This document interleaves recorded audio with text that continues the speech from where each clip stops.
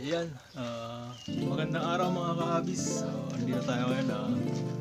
Gagawa tayo ngayon ng shafting. Gamit lang natin ay concrete nail. Magbubutas tayo ng shafting gamit ang concrete nail. Request lang ito ni Sir para sa pagbubutas ng shafting. Para sa mga walang power tools saka walang kaya makabili ng mamahaling pana. Ito yung para sa inyo. Una, gagawa ko natin ng shafting. Shafting lang muna kasi wala tayong magandang kahoy. Shafting lang ang ipapakita ko. Gamit ang concrete nail saka basic tools lang. Hindi tayo gagamit ng power tools. Try natin hindi gumamit ng power tools para po sa mga walang kakayahang gumawa. Walang kakayahang gumawa. Para sa mga walang mga power tools. Start tayo. Gagawin shafting. Lang to, nahingi ko lang sa isang kaibigan. Payat siya. Pero sa kanto asero. So una i-plaplat natin dito. Plaplat muna natin.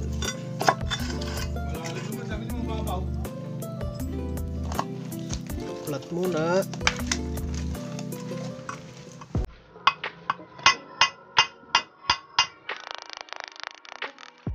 Ito na yung ating na-plat na natin.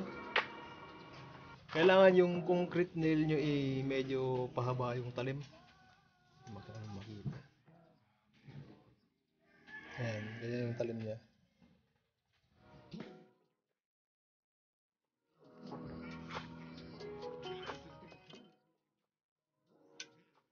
So, ayan, ang pagkukan, unti-unti lang. Huwag mabilisan kasi may tendency butol. Dahan-dahan lang ang pagbubutas. Umpisahan na natin.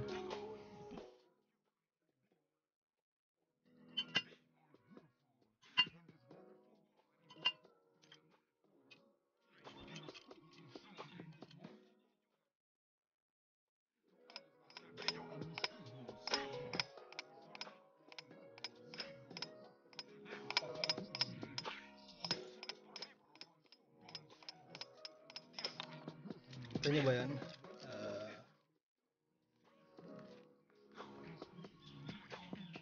Mayroon na siyang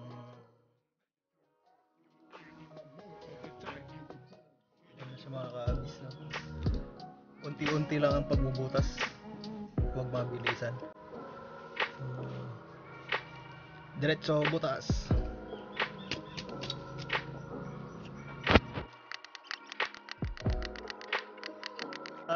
Pag malalim na yung butas, babalik ta rin na natin.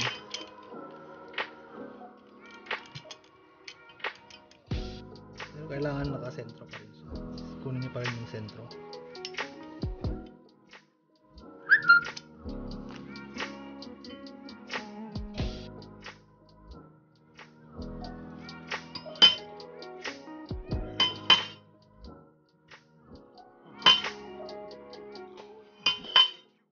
Huwag niyong mamadaliin.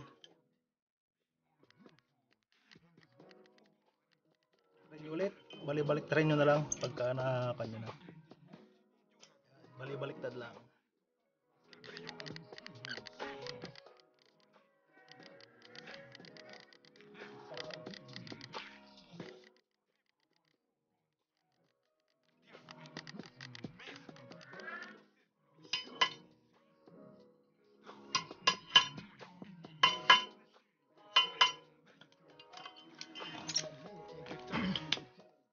Ayan mga kahabis, butasan na natin. Ayan siya. Ganda ng pagkakabutas. So ang ikukuha naman natin dito yung flapper niya, ordinaryong pako na di uno kaya di dos. Lagyan na natin siya ng flapper. Sa flapper mga kahabis, ang gamit natin uno medyo na pako. Siyempre flaplat din natin dito kasi medyo pahaba yung ating butas para hindi siya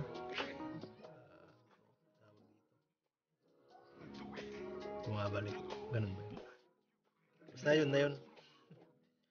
Okay, plaplat po natin to. In hahasain. Tulad po nung pinako, di po tayo gagamit ng power tools. Sa mga walang kakayang para sa mga walang power tools na gustong magkaroon ng pana.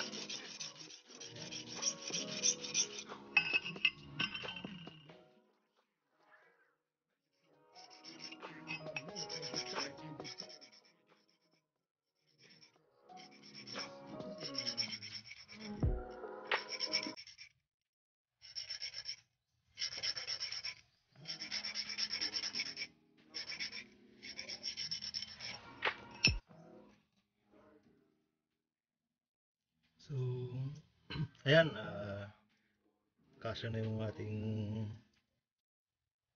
ginagawang platter. Ngayon, i-plaplat naman natin ito. Unti-unti rin ang pag-plaplat para hindi siya bumuluktot. Kaya flat pala to para hindi siya umikot itong platter natin. Hindi siya iikot. So, flat natin.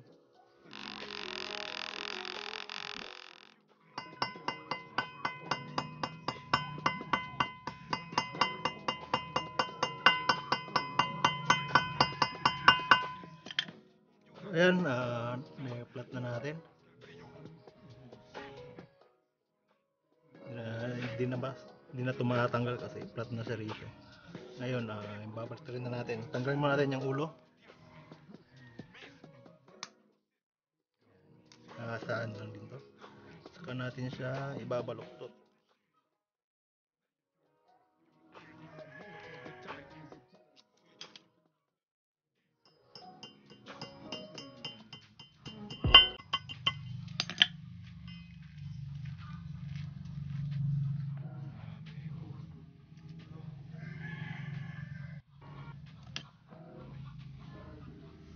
Ganun pa ako.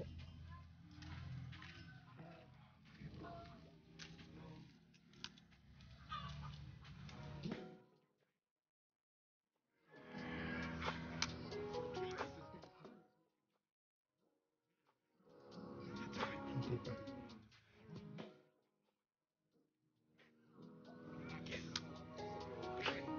Yun.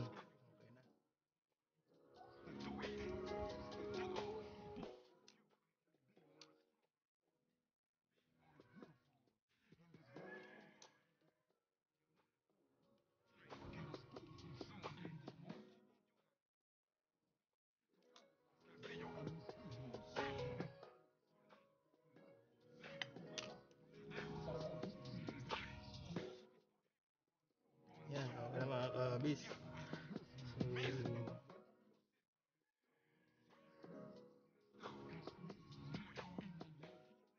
na siya iikot.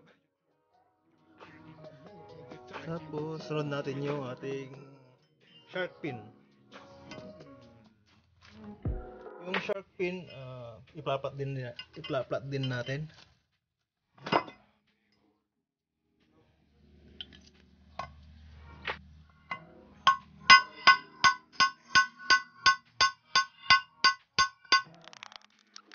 Gamitin lang natin paglalagay yung gagawin natin dito is yung lagaring bakal. Mas maganda sana kung yung kikil na gamitin, yung Tres Cantos, mas madali. Pero ito yung gagamitin natin.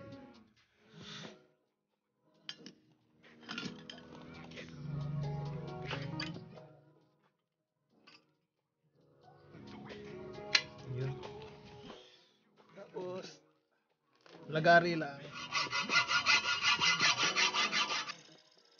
So, mapurol tong lagaring bakal, maluma na rin kasi.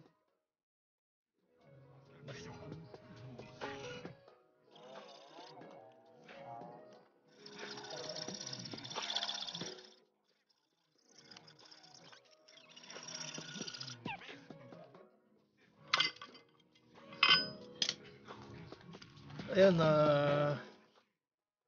nalagyan na natin. Kailang medyo mapurol yung lagari.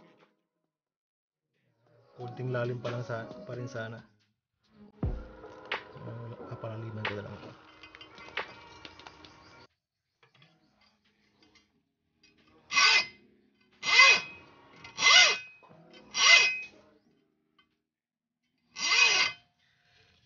Ang gagamitin nyo nito mga kabis is wire, yung mas mapayat dito, masyadong mataba. Pero yung siguradong matibay naman, lalagay natin.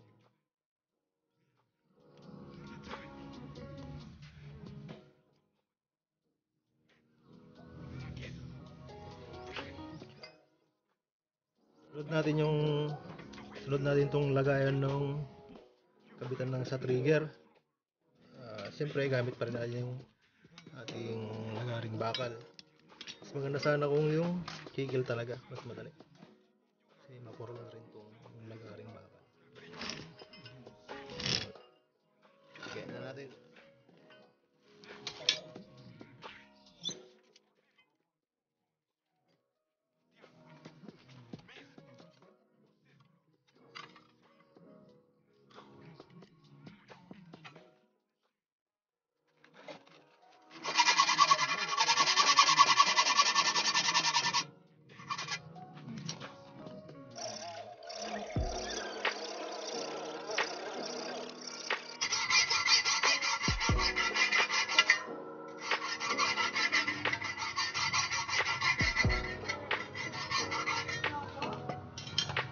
Pwede na yan.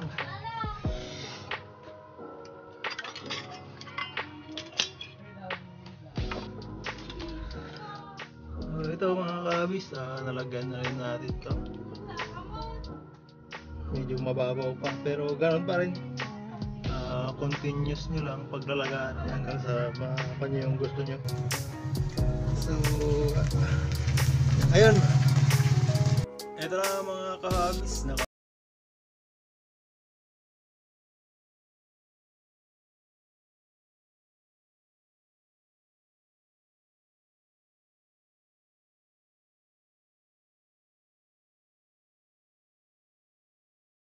basic tools requested lang nila kasi